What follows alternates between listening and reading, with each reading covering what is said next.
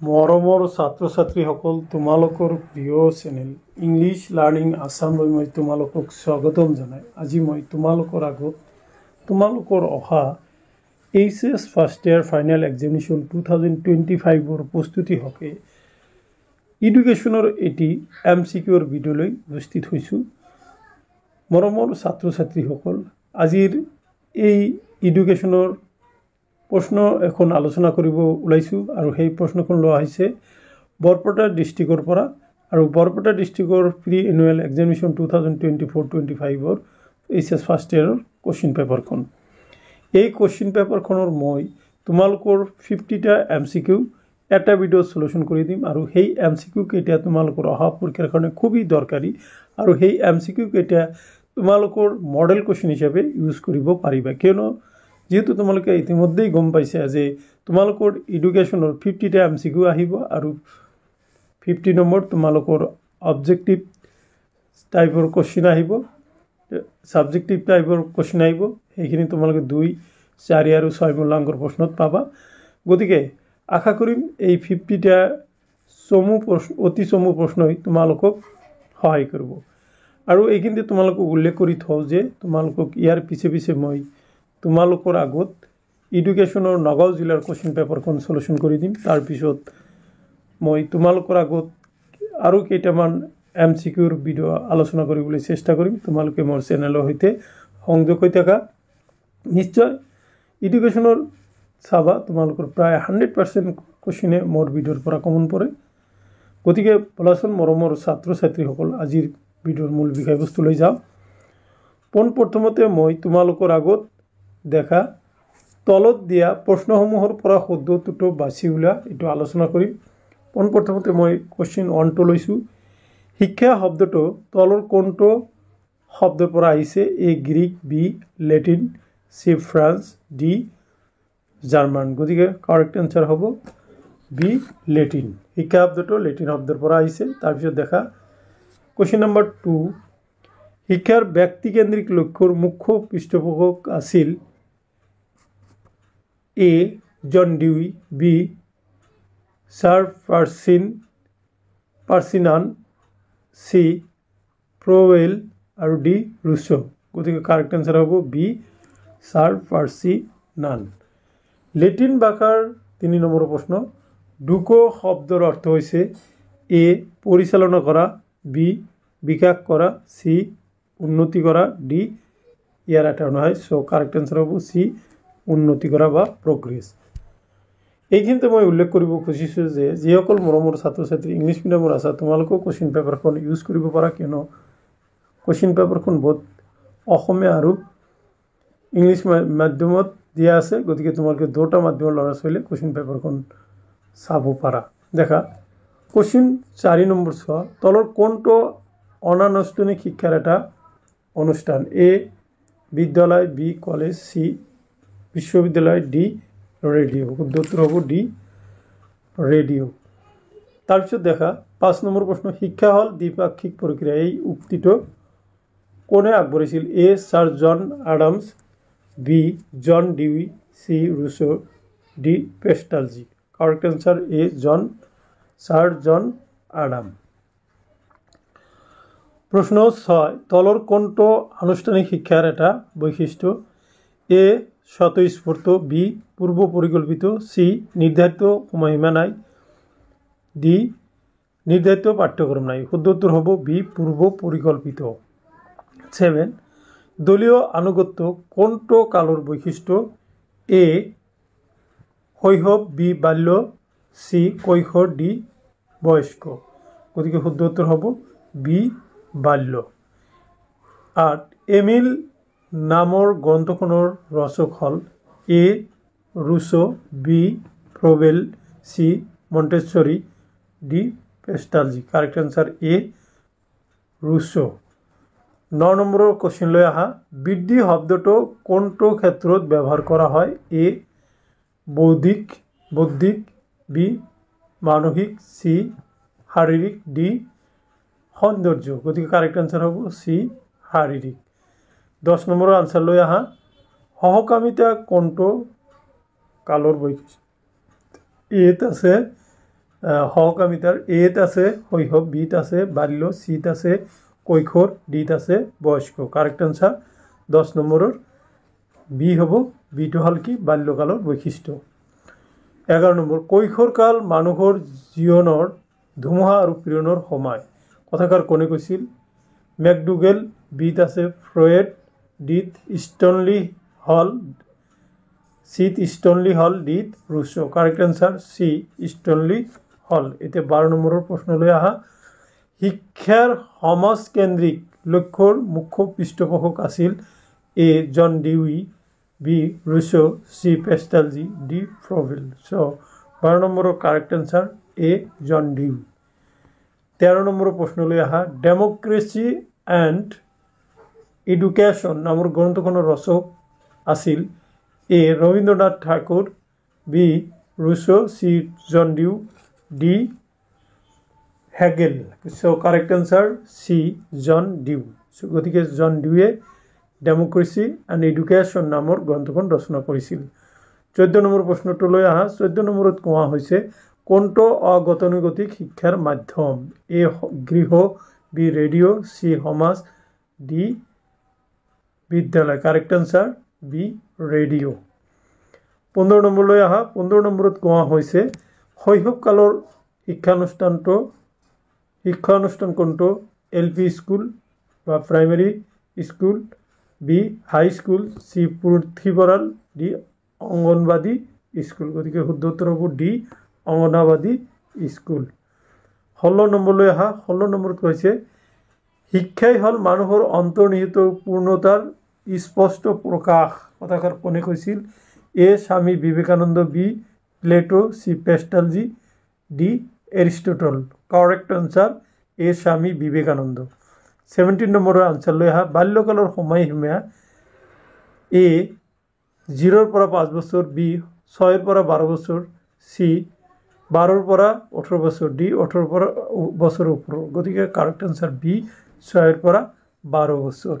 এতিয়া 18 নম্বৰৰ প্ৰশ্নৰ উত্তৰ লৈ আহা। 18 নম্বৰত কৈছে প্ৰতিভাশালী ছাত্ৰৰ বুদ্ধাংক হল এ above 140, B 110 to 140, C 90 to 110, D 1050 to 90. So correct answer A above 140. এতিয়া 19 নম্বৰলৈ আহা। 19 নম্বৰত কোৱা হৈছে শিক্ষক হ'ল এডাল মমবাতিৰ দৰে যিয়ে নিজে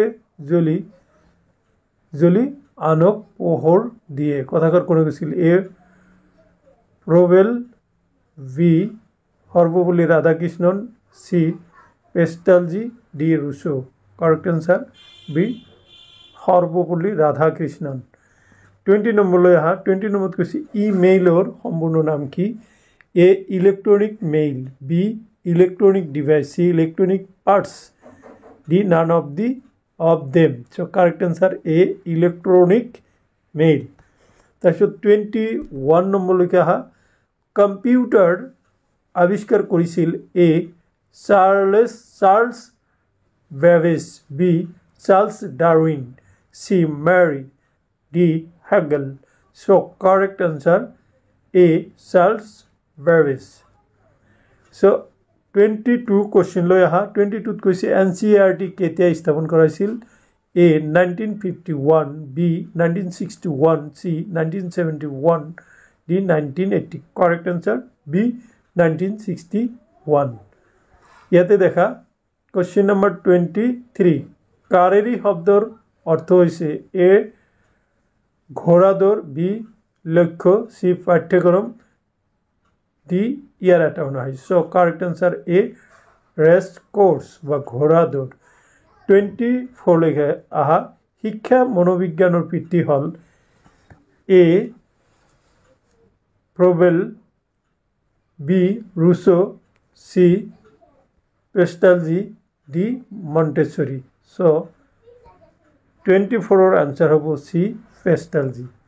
তাৰপিছত দেখা 25। চাইকি শব্দৰ অৰ্থ হ'ল এ আত্মা, বি মন, চি শৰীৰ, ডি ইয়াৰ এটাও নহয়। গতিকে 25-ৰ আনসাৰ হ'ব এ সোল আত্মা মনোবিজ্ঞান হল আচৰণ বিজ্ঞান কথাষাৰ কোনে কৈছিল A Vives B Watson C Froebel D Rousseau correct answer B Watson 27 সমাজমিতি পদ্ধতিটো বিকাশ কৰিছিল Helen Jennings B Watson C James D Blair so correct answer A Helen Jennings এতিয়া 28 নম্বৰলৈকে আহা ইয়াতে দিছে যে ৰৰাছাক অভিক্ষা কোন চনত উদ্ভাৱন কৰিছিল এ 1920 বি 1921 সি 1950 ডি 1951 কাৰেক্ট আনসাৰ 28 তোমালোকে পাবা বি নম্বৰ 1921 নাও কাম টু কোশ্চেন নম্বৰ 29 এজন মানুহৰ মস্তিষ্কৰ ওজন হল এ 1540 গ্রাম বি 1450 গ্রাম সি 1240 গ্রাম ডি 2000 গ্রাম সো কারেক্ট আনসার বি 1450 গ্রাম এটো আসলে তোমার 29 নম্বর এতিয়া 30 নম্বর লৈকে আহা স্নায়ুতন্ত্ৰৰ ভাগ কেইটা হল এ 3টা বি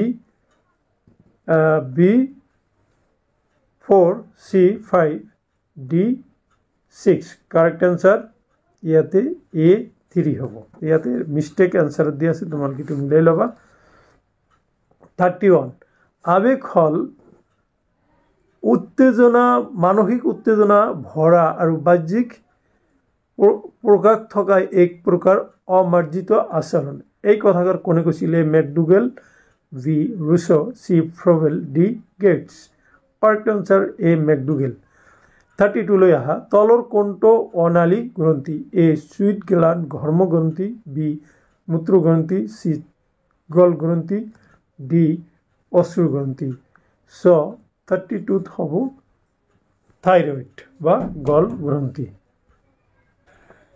33 নম্বৰলৈ আহা 33 নম্বৰত কোৱা হৈছে তলৰ কোনটো মানসিক প্ৰয়োজন এ ফুড বি জিৰণি সি ভালপোৱা ডি ইয়াৰ এটা নহয় কাৰেক্ট আনসাৰ সি ভালপোৱা 34 বিশ্ববিদ্যালয় অনুদান আয়োগ কোন চনত গঠন কৰা হৈছিল এ 1953 বি 1955 সি 1960 ডি 1961 কাৰেক্ট আনসাৰ এ 1953 তাৰ পিছৰ প্ৰশ্নলৈ আহা তাৰ পিছৰ প্ৰশ্নটো কোৱা হৈছে 34 গল 35ত দেখা ইয়াতে দিছে যে এটা জাতি বা এখন দেশৰ ভৱিষ্যত বিদ্যালয়ৰ শ্ৰেণীকোঠাত গঢ় লয় কোন আয়োগে এই উক্তি কৰিছিল তাৰ কোনটো বা দিছিল কোনটো শিক্ষা আয়োগে এটা দিছিল এ ৰাধাকৃষ্ণন আয়োগে বি কোঠাৰী আয়োগে সি মণ্ডলীয়াৰ আয়োগে ডি হান্টাৰ আয়োগে গতিকে কাৰেক্ট আনসাৰ হব বি কোঠাৰী আয়োগে এতিয়া 36 লৈ আহা কৌতূহলী প্ৰবৃত্তিৰ লগত কোনটো আবেগ জড়িত এ ভয় বি বিস্ময় সি ক্রোধ ডি বিনোদন কারেক্ট আনসার বি বিস্ময় 37 হরমোন শব্দটো হৈছে এ লেটিন ভাষা বি জার্মান ভাষা সি গ্রিক ভাষা ডি ইয়ার এটা নহয় কারেক্ট আনসার 37 এটো সি হব গ্রিক ভাষা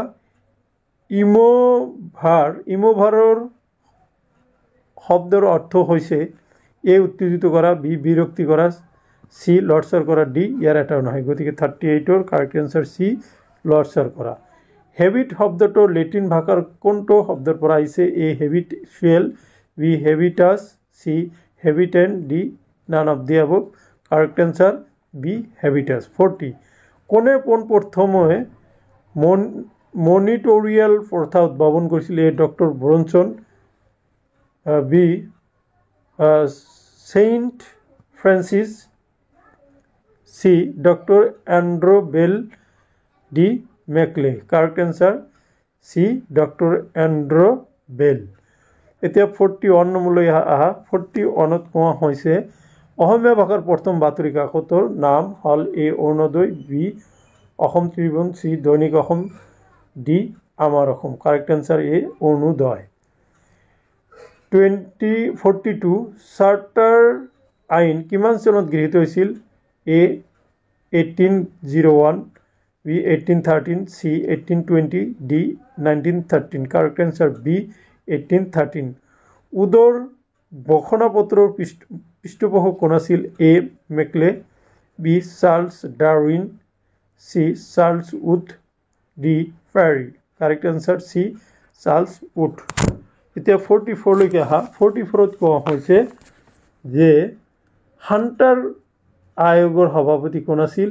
A sir William Hunter, B doctor Miller, C Charles Wood, D doctor lord Curzon. Correct answer A sir William Hunter. 45 নম্বৰৰ কোশ্চিন লৈ আহা. এইটো আছে কি? নালন্দা কোনটো শিক্ষাৰ কেন্দ্ৰ আছিল? A Buddha, B বেদিক, C Muslim, D naan of the. Correct answer A বৌদ্ধ হ'ব. দেখা তাৰপিছত দিছে 42 ডেমছৰ অৰ্থ হ'ল? A মানুহ, B স্থিৰতা, C চৰকাৰ, D ইয়াৰ এটাও নহয়. কাৰেক্ট অ্যান্সাৰ A মানুহ. ফিলছ শব্দৰ অৰ্থ? এইটো A ঘৃণা কৰা, B ভাল পোৱা, C লৰচৰ কৰা, D ইয়াৰ এটাও নহয়. গতিকে 47 কাৰেক্ট অ্যান্সাৰ হ'ব টু লাভ, ভাল পোৱা. 48 লৰ্ড কাৰ্জন কিমান চনত ভাৰতৰ গভৰ্ণৰ জেনেৰেল হয়? A 1890, B 1899, C 1900, D 1905. So correct answer B 1899. 49 ইন্দ্ৰিয় সমূহক জ্ঞান আহৰণৰ দুৱাৰ মুখ বুলি অভিহিত কৰিছে কোনে কৈছিল? A madam Montessori, B Froebel, C Pestalozzi, D Rousseau. গতিকে 49ত হ'ব correct answer Rousseau. Now come to the last MCQ of this question, that is 50 বীর পূজা প্রবণতা কোনটো কালৰ বৈশিষ্ট্য? A শৈশৱকাল, B বাল্যকাল, C কৈশোৰকাল, D বয়স্ক. কাৰেক্ট অ্যান্সাৰ C অ্যাডolescence. So my dear students, এইখিনি আছিলে তোমালোকৰ অহা পৰীক্ষাত অহাৰ সম্ভাৱনা থকা 50টা MCQ আৰু তাৰ সমাধান. হয়তো তোমালোকে পোনপ্ৰথমতে ইউটিউবত ইংলিছ লাৰ্নিং আসামৰ পৰাই এই ভিডিঅ'টো পাইছে এনেকুৱা ধৰণৰ.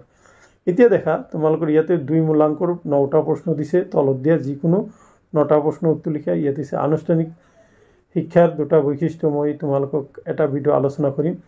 শৈশৱকালৰ 2টা বৈশিষ্ট্য, কম্পিউটাৰৰ 2টা অংশৰ নাম, মেৰুমজ্জাৰ 2টা প্ৰধান কাৰ্য, প্ৰবৃত্তি পৰিশোধনৰ 2টা উপায়, নিম্ন পৰিশ্ৰাৱণ নীতি বুলিলে কি বুজা, নিৰীক্ষণ পদ্ধতিৰ 2টা সুবিধা, সংবেদনৰ 2টা বৈশিষ্ট্য, বুনিয়াদী শিক্ষাৰ 2টা গুণ উল্লেখ কৰা, ভ্ৰান্ত পাৰ্থক্য কি, ভ্ৰান্ত পাৰ্থক্যৰ এটা উদাহৰণ, গ্ৰন্থি কাক বোলে, অনালী গ্ৰন্থিৰ এটা উদাহৰণ দিয়া, 1854 চনৰ উদৰ ঘোষণাপত্ৰৰ 2টা পৰামৰ্শ দিয়া, M সৰ্বশিক্ষা অভিযানৰ 2টা উদ্দেশ্য লিখা.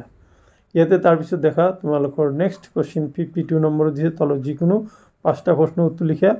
A সংকীৰ্ণ অৰ্থত শিক্ষাৰ 4টা বৈশিষ্ট্য লিখা, B হাণ্টাৰ ইণ্টাৰনেটৰ 4টা সুবিধা উল্লেখ কৰা, C শিক্ষাৰ ব্যক্তিকেন্দ্ৰিক লক্ষ্য আৰু সামাজিক লক্ষ্যৰ মাজৰ 4টা পাৰ্থক্য লিখা, এজন ভাল শিক্ষকৰ 4টা ব্যৱহাৰিক গুণ উল্লেখ কৰা, C প্ৰবৃত্তি আৰু প্ৰতিৱৰ্তী ক্ৰিয়াৰ মাজত 4টা পাৰ্থক্য, F অসমৰ শিক্ষাৰ ক্ষেত্ৰত মিছনেৰীসকলৰ অৱদান সম্পৰ্কে এটি টোকা লিখা, G এজন শিক্ষকৰ কিয় মনোবলৰ অধ্যয়নৰ প্ৰয়োজন, H কৈশোৰৰ 4টা সমস্যা লিখা. এতিয়া তোমালোকে লাষ্ট কোশ্চিন 6 নম্বৰৰ তলৰ যিকোনো 2টা প্ৰশ্ন উত্তৰ লিখা. বহল অৰ্থত শিক্ষা বুলি কি বুজা, বহল অৰ্থত শিক্ষাৰ 4টা বৈশিষ্ট্য লিখা. 2 নম্বৰ যে পাঠ্যক্ৰম কাক বোলে, পাঠ্যক্ৰম ৰচনাৰ 4টা প্ৰধান নীতি আলোচনা কৰা. তোমালোকৰ 3 নম্বৰ অসমৰ সাহিত্য আৰু শিক্ষাৰ জগতলৈ খ্ৰীষ্টান মিছনেৰীসকলৰ অৱদান দাঙি ধৰা. আৰু লাষ্ট প্ৰশ্নটো হ'ল 1911 চনৰ গোখলেৰ বিলৰ 6টা পৰামৰ্শ লিখা. মৰমৰ ছাত্ৰ ছাত্ৰীসকল, এইখিনি আছিলে আজিৰ এই ভিডিঅ'ৰ বিষয়বস্তু. আশা কৰিছোঁ আজিৰ এই ভিডিঅ'ত মই আলোচনা কৰা বিষয়বস্তুখিনিয়ে তোমালোকক অহা পৰীক্ষাত সহায় কৰিব. সৌদশেষত তোমালোকে ঘৰত ভালদৰে পঢ়া শুনা কৰা, পৰীক্ষাৰ কাৰণে ভালদৰে প্ৰস্তুতি লোৱা এই কামনাৰে আজিৰ এই ভিডিঅ' ইয়াতে সমাপ্ত কৰিছোঁ। Thank you so' much.